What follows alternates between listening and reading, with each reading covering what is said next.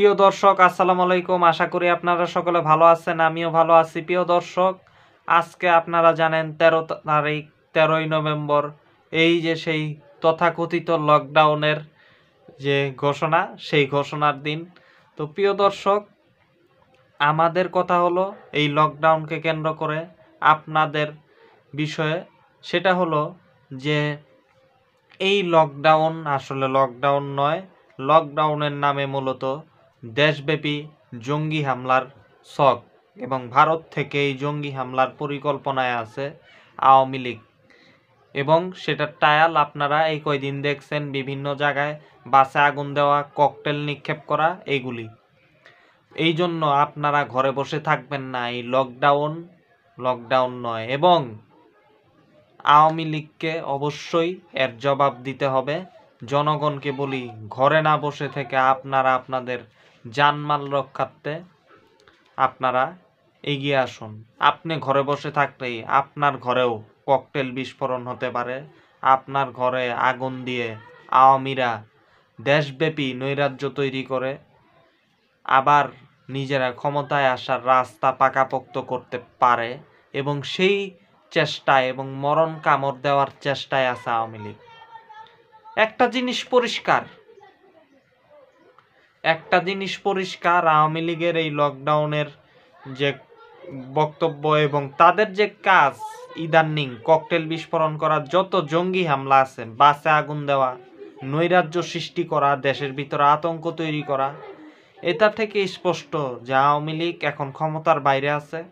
ক্ষমতার বাইরে থেকে আওয়ামী লীগ নিজেই একটা জঙ্গি সংগঠন হিসেবে তার যে পরিচিতি, সেটা তারা দেখায় যে তারা একটি জঙ্গি সংগঠন। আমি তো এতদিন মনে করতাম যে শেখ হাসিনা ক্ষমতা ধরে রাখার জন্য জঙ্গি নাটক শুধু করে, কিন্তু এখন দেখি তারা ক্ষমতা ধরে রাখার জন্য জঙ্গি নাটক করে অন্যদেরকে জঙ্গি বানায় ঠিকই, কিন্তু তারা নিজেরাই এখন জঙ্গি সংগঠন। সারা দেশের মানুষ আপনারা দেখেন, জঙ্গিদের কাজ কি নয়? ওই চালকের কোনো দোষ ছিল? বাসের চালক, তাকে আগুন দিয়ে পুরায় মেরে হেলানো হয়েছে। এটা জঙ্গিদের কাজ না? তাইলে কার কাজ? ককটেল বিস্ফোরণ করা, বিভিন্ন জায়গায় বোমাবাজি করা, আগুন দেওয়া, জায়গায় জায়গায় আগুন দেওয়া, পুলিশের গাড়িতে আগুন দেওয়া, এই হচ্ছে আওয়ামী লীগ। আওয়ামী লীগ 2001 থেকে 2006 সালে ওই কাজ করছে, এটা নতুন না। এই কাজগুলি তখন হয়তো মিডিয়ার কল্যাণে আপনারা, মোবাইল না থাকা, ইন্টারনেট না থাকায় আপনারা দেখতে পারেন নাই, কিন্তু এখন দেখতে পারতাছেন যে আওয়ামী লীগ আসলে কি জিনিস। এটা কোনো রাজনৈতিক দল না। অনেকেই বলে রাজনৈতিক দল নিশ্চিত। আর বেটা, এটা কোনো রাজনৈতিক দল, কোনো রাজনৈতিক দল না, এটা সন্ত্রাসী একটা সংগঠন। এবং এই সন্ত্রাসী সংগঠনের ব্যাপারে তারা যেই কাজগুলি করতেছে, তাদের ব্যাপারে আপনারা অনুধাবন করেন যে 71 সালের তো যুদ্ধ লাগছিল, জনতা যে যুদ্ধটা করছিল সেটা মুক্তিযুদ্ধ, অবশ্যই দেশ স্বাধীনের যুদ্ধ, কোনো সন্দেহ নাই। কিন্তু মার্চের আগে, 25শে মার্চের আগে আর্মির ব্যারাকগুলিতে কারা হামলা করছিল এবং সেগুলি সঠিক তথ্য কিনা?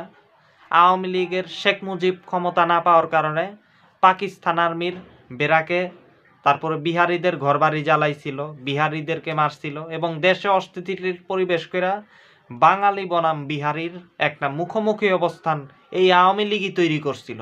জঙ্গি হামলা, এখন যেমন পাকিস্তানের বালুচিস্তানের সন্ত্রাসীদেরকে দেখেন, টিটিপিকে দেখেন, স্কুলে হামলা করে, মসজিদে বোমা মারে, এই কাজগুলি আওয়ামী লীগ 71-এ যুদ্ধ সংগঠিত, অর্থাৎ জনগণ যুদ্ধ তো করছে মার্চের পরে, গণহত্যার শিকার হওয়ার পরে, আর্মির রিয়েকশনের পরে, কিন্তু আর্মিকে খেপাইছিল এই আওয়ামী লীগ। এবং মার্চের আগে জানুয়ারি ফেব্রুয়ারি, অর্থাৎ 70-এর নির্বাচনের ফলাফলের ঘোষণার পর থেকে যে আলোচনা চলতেছিল, সেই আলোচনার ফাঁকে ফাঁকে এই আওয়ামী লীগ একদিকে আলোচনার নাটক করছে, আরেকদিকে দেশব্যাপী তখনও জনগণের ক্ষতি করছে, গুপ্ত হামলা চালাইছে, জঙ্গি হামলা চালাইছে।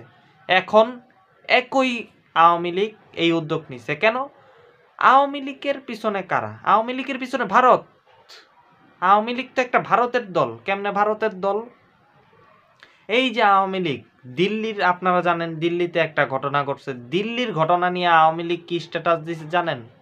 আওয়ামী লীগ স্ট্যাটাস দিছে দিল্লির ঘটনায় নিন্দা জানাই হ্যান তেন এগুলি দিছে, যদিও তারা স্ট্যাটাসটা আবার ডিলিটও করছে, কিন্তু আমার কাছে সংরক্ষণে আছে, আপনারা যেটা স্ক্রিনে দেখতে পাচ্ছেন।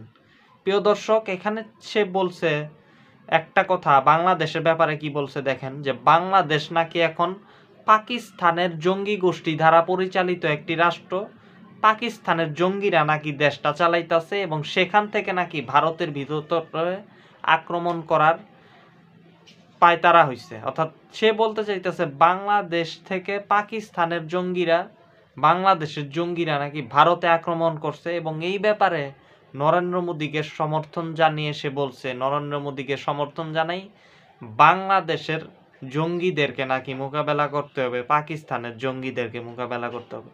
এই কথাগুলির এই যে লম্বা স্ট্যাটাস, এটার সারমর্ম কি?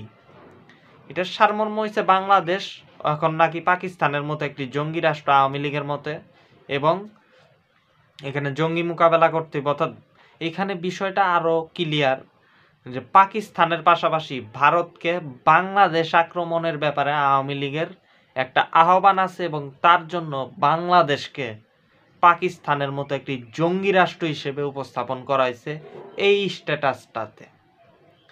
তো এর মাধ্যমে কি আপনার মনে হয়, আচ্ছা এই স্ট্যাটাসটা আপনি পুরাটা পইরা দেখবেন, আমার ভিডিওটা দরকার টাইনা দেখবেন, কিন্তু মনে হয় যে এরা বাংলাদেশের কোনো দল নাকি ভারতের দল,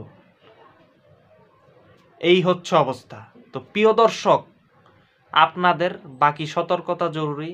প্রিয় দর্শক, আরেকটা অনুরোধ, আমাদের চ্যানেলটা সাবস্ক্রাইব করে রাখবেন এবং এই সার্বিক পরিস্থিতি নিয়ে আপনাদের মতামতটা আপনারা জানান।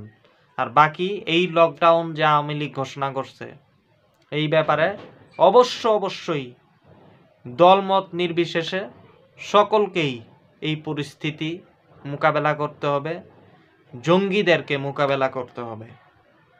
এই সমস্ত জঙ্গিদেরকে ছাড় দিলে দেশে যখন সবাই নির্বাচনমুখী, তখন এই সমস্ত জঙ্গিরা দেশে নৈরাজ্য করার চেষ্টা করতেছে, ছাড় দিলে আমাদের ক্ষতি। তাই জঙ্গিদেরকে কোনোভাবেই ছাড় দেওয়া যাবে না। সবাই যার যার জায়গা থেকে প্রস্তুত থাকেন।